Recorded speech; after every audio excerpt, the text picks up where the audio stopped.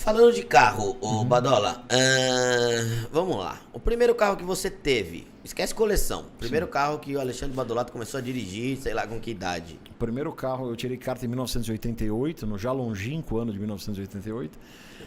Eu usei durante alguns meses, eu estudava na USP aqui, e meu pai me emprestou um Del Rey, né? Que ele tinha trocado, tinha ficado o Del Rey lá e eu ia com um Del Rey 84 ouro. Pô, Duas portas, carro, né? Com reloginho digital. Nossa, é um carro Eu me maravilhoso. sentia um tio do negócio, né?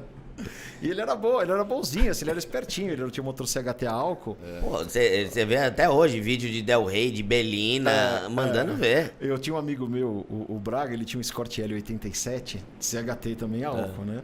E o Del Rey e o Escort era a mesma mecânica, tal, o Del Rey era mais pesadinho, né? Mas, cara, o Escort era sonho de consumo da molecada, e o Del Rey ninguém queria. E a gente dava umas aceleradinhas assim no farol e o Del Rey saía junto com o Escort. Ele falava, pô... A minha mãe, menos, né? minha mãe teve Escort muito tempo, né, pai? Teve. Qual que é aquela primeira era que o ela quebrou o XR3. braço? Não era o XR3 o que ela quebrou o braço? Ela só teve XR3. Só teve? Não teve outro. 88. 86 foi o primeiro. Só não bate aí que faz barulho no microfone. 88. E depois, no final, aquele 88 que ela nem usou, né? A gente vendeu o carro zero. Foi aquele de Tinha 88? 18 quilômetros. Era um vinho. Um por vinho. conta lá da questão do plano Collor e tudo que prendeu dinheiro. Não. Foi um negócio mal feito que eu fiz. De ter comprado aquele terreno que o cara não quis ocupar e eu perdi o carro. A gente foi um dia pra casa da minha avó e voltou. É. Um Escort Tinha 18 vinho. quilômetros. Não 18 tinha nem quilômetros. placas. E na época, a gente sempre foi vidrado. Enquanto todo mundo brincava na rua, a gente brincava dentro de oficina. Na época, quando... Isso daí, eu tinha 5 anos, 88.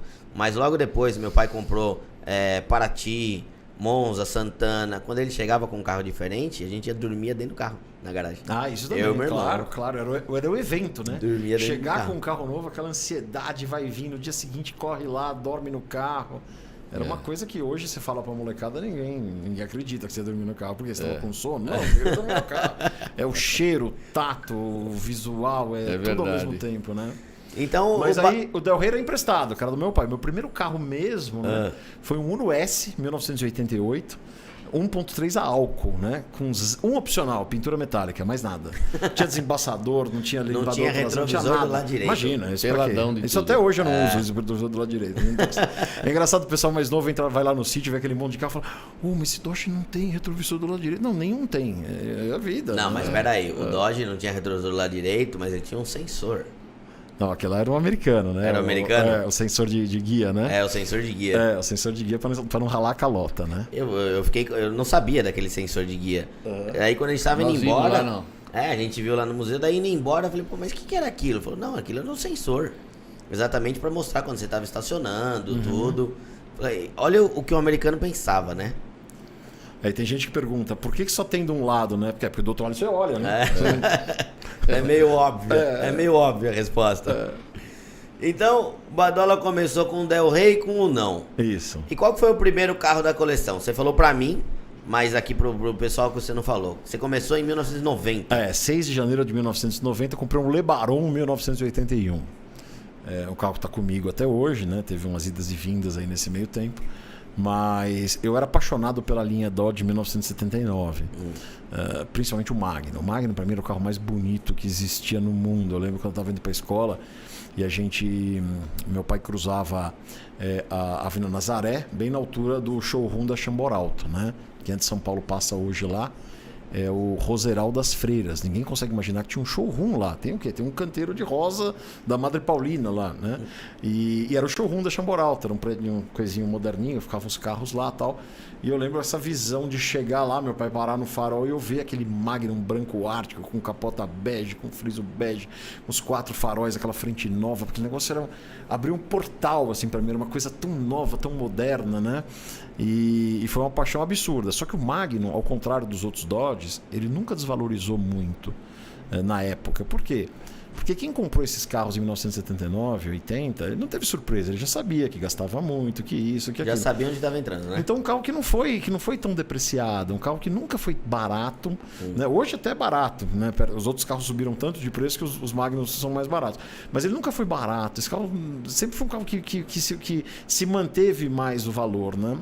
E eu queria muito ter um, mas era muito caro. E aí eu acabei caindo numa segunda opção, que era o LeBaron, que era basicamente o mesmo visual, mas num carro 4 portas, né?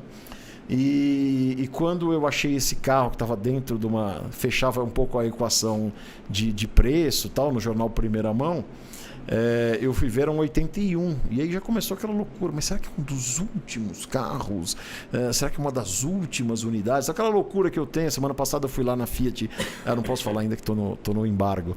Mas fomos lá no evento, não sei o que e tal. Essa história de último carro começou aí, né? Começou há 32 anos atrás, né? Mas quando você... Desculpa, só para não perder o pensamento. Mas quando você foi atrás desse carro, desse LeBaron 1981, a tua ideia já era...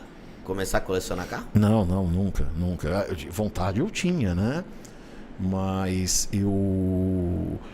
para mim já ter conseguido comprar o primeiro foi um achievement, foi uma coisa assim tão... Foi um sonho realizado. Foi um sonho realizado, um sonho meio pesadelo. Eu comprei o carro totalmente errado, né? Cheguei em casa vazando gasolina do tanque. Minha mãe, esse carro vai explodir, né? Porque vazava gasolina, para-brisa. É engraçado, quando você vai ver o carro, você só vê coisa boa, né? Você não consegue ver os defeitos. A hora que você chega em casa... Quando você começa a usar... Meu pai fala muito isso pra gente. Toma cuidado, você está vendo a parte boa do negócio. Sempre tem um outro lado. Você que era jovem nessa época aí, o carro que era bem cobiçado pelos jovens era um Charger, né? Você nunca se interessou pelo Charger? Então, nessa época, um Charger era mais barato, era bem mais barato que um Magnum. Eu vou dar algumas ordens de grandeza, tá? O meu LeBaron eu paguei 1.500.000 e alguma coisa de dinheiro, né? Um amigo meu que é o Júlio, que estudava na Poli comigo, ele comprou um RT78 muito bom, né? Por 750 mil alguma coisa. E lá na Vila Nazaré tinha uma loja lá que tinha um RT72, que a gente sempre gostou, né? Meio caidinho e tal, mas era 300 mil cruzeiros, 300 mil alguma coisa. Era 1/5 do que custava um LeBaron.